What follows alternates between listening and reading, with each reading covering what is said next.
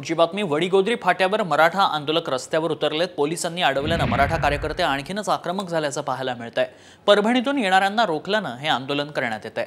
पर्यायी मार्गाचा वापर करा, पोलिसांनी विनंती केली आहे।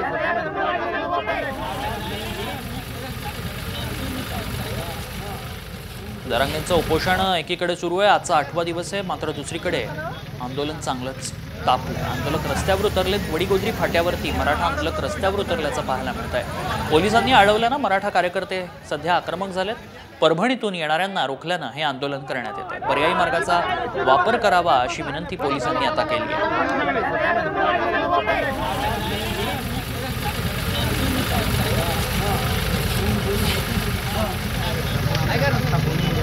गेल्या काही दिवसांपासून सातत्यानं आंदोलनं करण्यात येतात, रस्ता रोको करण्यात येतात। त्यातच आता वडीगोद्री फाट्यावर हे आंदोलन करण्यात आलंय।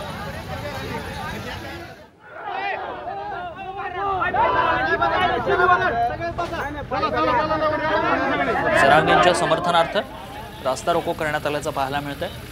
वडीगोद्री फाट्यावर मराठा कार्यकर्ते मोठ्या संख्येनं जमले। पोलिसांसोबत त्यांची चर्चा देखील झाली, हुज्जत घालण्यात आली। मात्र परभणीतून येणाऱ्यांना रोखल्यानं हे आंदोलन अधिकच चिघळलं।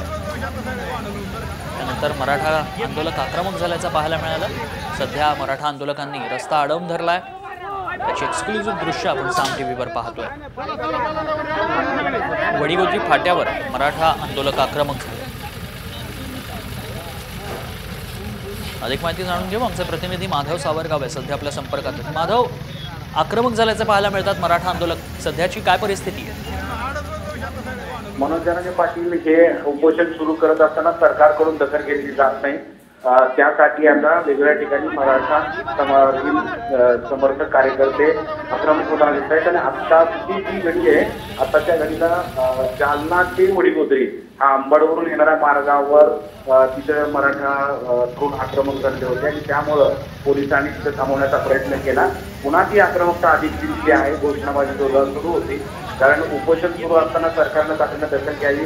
त्यांच्या जीवाला काही बरोबर झालं तर त्याला सरकार जबाबदार असेल आणि त्यामुळे लवकरात लवकर मराठा समाजाच्या मागण्या पूर्ण कराव्या अशी भूमिका या सगळ्या आंदोलनकर्त्यांनी घेतलेली आहे। त्यामुळं आता हळूहळू ही आक्रमकता या तरुणांप्रमाणे वेगवेगळ्या ठिकाणी दिसायला सुरू झाली आहे। नक्कीच धन्यवाद माधव, आपण दिलेल्या सगळ्या सविस्तर माहितीसाठी।